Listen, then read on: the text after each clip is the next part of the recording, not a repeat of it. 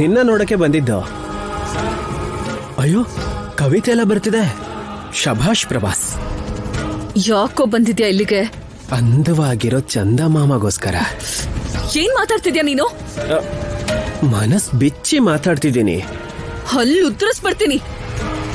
ಪರವಾಗಿಲ್ಲ, ಕಣ್ಣಿಗೇನು ಆಗದೆ ಇದ್ರೆ ಸಾಕು. ನಿನ್ನ ಹೀಗೆ ನೋಡ್ತಾ ಇದ್ಬಿಡ್ತೀನಿ.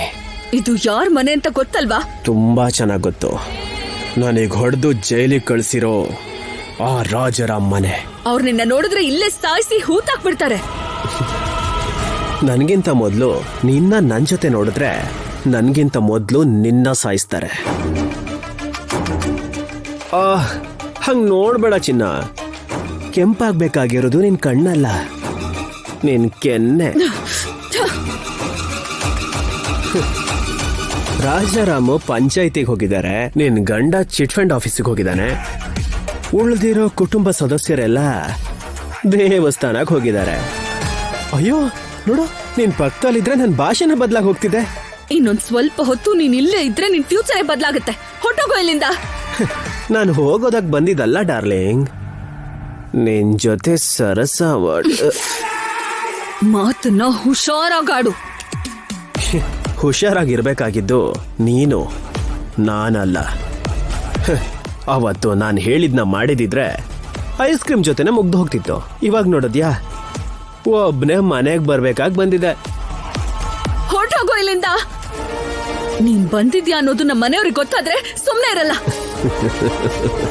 ನಾನು ಇಲ್ಲಿಗೆ ಬಂದ ಹಾಗೆ ಅವ್ರಿಗೆ ಗೊತ್ತಾಗದೆ ಇರೋ ಹಾಗೆ ನೋಡ್ಕೋಬೇಕಾಗಿರೋದು ನೀನೆ.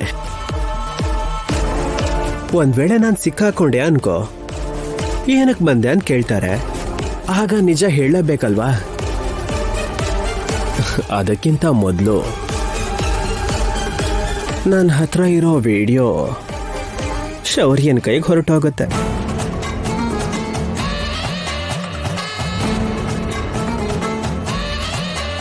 ಇಲ್ಲಿ ಬಟನ್ ಒತ್ತಿದ್ರೆ ಅಲ್ಲಿ ಡಮಾರ್ ಅನ್ನತ್ತೆ. ನಿನಗೆ ಕೈ ಮುಗಿತೀನಿ. ನನ್ ಜೀವನದ ಜೊತೆ ಆಟ ಆಡ್ಬೇಡ. ಆಟ ಆಡ್ಲಿಲ್ಲ ಅಂದ್ರೆ ನನಗೆ ಬೋರ್ ಆಗುತ್ತೆ. ಸರಿ, ಇಷ್ಟಕ್ಕೂ ಬೆಡ್ರೂಮ್ ಎಲ್ಲಿದೆ? ನೀನ್ ಹೀಗೆ ಟೈಮ್ ವೇಸ್ಟ್ ಮಾಡ್ತಿದ್ರೆ ನಿನ್ ಮನೆಯವ್ರು ಬಂದ್ಬಿಡ್ತಾರೆ. ಅವಾಗ ನಾನು ಸಿಕ್ಕಾಕೋಬಿಡ್ತೀನಿ. ನಿಜ ಹೊರಗಡೆ ಬಂದ್ಬಿಡತ್ತೆ.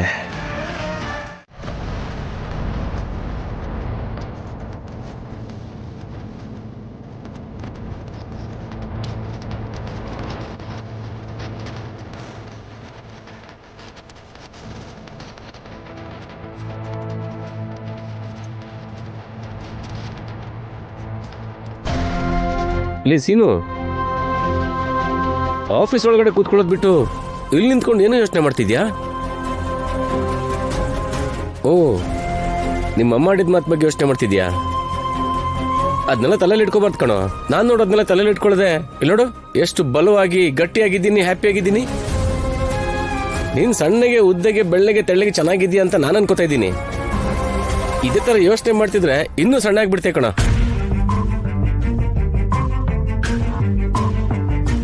ನೋಡ್ಸಿನು, ಮನೋವ್ಯಾಧಿಕ್ಕಿಂತ ದೊಡ್ಡ ವ್ಯಾಧಿ ಇನ್ನೊಂದಿಲ್ಲ ಕಣೋ. ನಿಮ್ಮ ಅಮ್ಮಂಗಂತೂ ಬುದ್ಧಿನೇ ಇಲ್ಲ. ಬೇಡದಿರೋದ್ನೆಲ್ಲ ಹೇಳಿ ನಿನ್ ತಲೆ ಕೆಡಿಸ್ತಾ ಇದ್ದಾಳೆ ಅಷ್ಟೇ. ಅಮ್ಮಂಗೇನು ಅನ್ಬೇಡಿ ಅಪ್ಪ. ಓಹೋ, ಏನಪ್ಪ ಯಾವಾಗ್ಲೂ ನಾನು ನಿನ್ ಸಪೋರ್ಟ್ ಮಾಡ್ತಾ ಇದ್ರೆ ಈಗ ನಿನ್ನ ಅಮ್ಮನ್ ಸಪೋರ್ಟ್ ಮಾಡ್ತಾ ಇದೀಯಾ? ನೋಡು, ಕೊರಳಲ್ಲಿರೋ ಹಾವನ್ ಬೇಕಾದ್ರೂ ನಂಬೋದು, ಆದ್ರೆ ನಿಮ್ಮ ಅಮ್ಮನ್ ಮಾತ್ರ ನಂಬಕ್ ಆಗಲ್ಲ ಕಣೋ. ನಾನು ಆ ದಿನ ಪ್ರಾಣಕ್ಕಿಂತ ಹೆಚ್ಚಾಗಿ ಪ್ರೀತಿಸಿದೀನಿ. ಅವಳು ನನ್ನ ಹತ್ರ ಏನೂ ಮುಚ್ಚಿಡಲ್ಲ. ಆದ್ರೆ ಐಸ್ ಕ್ರೀಮ್ ಪಾರ್ಲರ್ ಅಲ್ಲಿ ನನಗೆ ಗೊತ್ತಿಲ್ದೇನೆ ಪ್ರಭಾಸ್ನ ಮೀಟ್ ಮಾಡಿದ್ಲು. ಇದ್ರ ಬಗ್ಗೆ ಫೀಲ್ ಮಾಡ್ಕೋತಾ ಇದೀಯಾ? ಇದು ಇನ್ನೂ ಚೆನ್ನಾಗಿದೆ ಕಣ.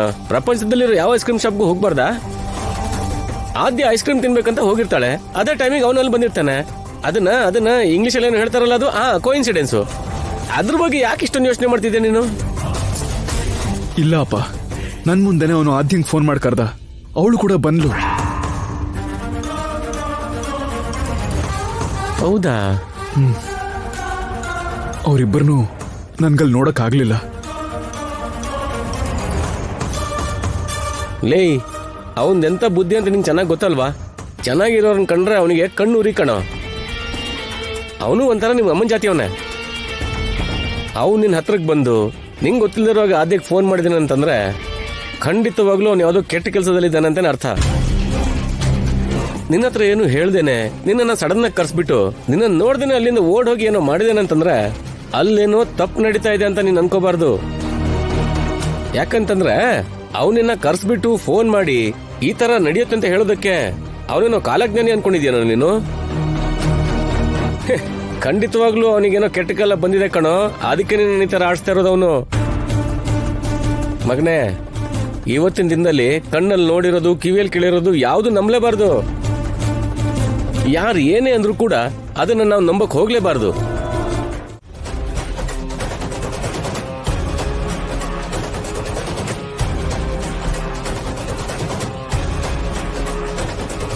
ಅಮ್ಮ ಆದ್ಯಾ, ಆದ್ಯಾ, ಶ್ಶ್, ಇಲ್ಲೇ ಇರು. ಸ್ವಲ್ಪ ಕುಡಿಯಕ್ ನೀರ್ ತಗೊಂಡ್ ಬಮ್ಮ. ಯಾಕಿನ್ನೂ ಬರ್ಲಿಲ್ಲ? ಮನೇಲೆ ಇದ್ಯಾ ತಾನೆ?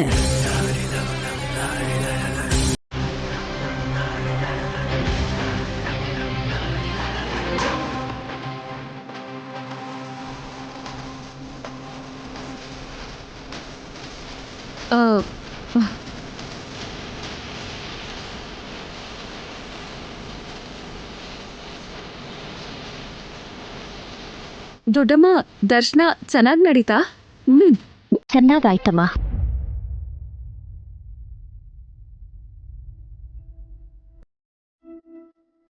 ಆದ್ಯಾ, ಯಾಕೆ ಮುಖ ಅಷ್ಟೊಂದು ಬೆವರ್ತಿದೆ?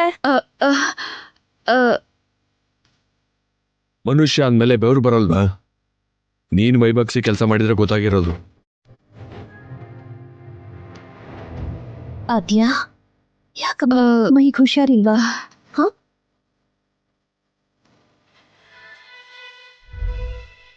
ಅಂದ್ರೆ ಸ್ವಲ್ಪ ಸ್ವಲ್ಪ ತಲೆ ನೋವ್ತಿದೆ ದೊಡ್ಡಮ್ಮ. ಸರಿಮ್ಮ, ನೀನ್ ಒಳಗೆ ಹೋಗ್ರಿ. ಇಷ್ಟು ಅತ್ತೆಗೆ ನಾನ್ ಬಿಸ್ನೆಸ್ ತಗೊಂಡ್ ಬಂದ್ಕೊಡ್ತೀನಿ. ಹೋಗು ಹೋಗು.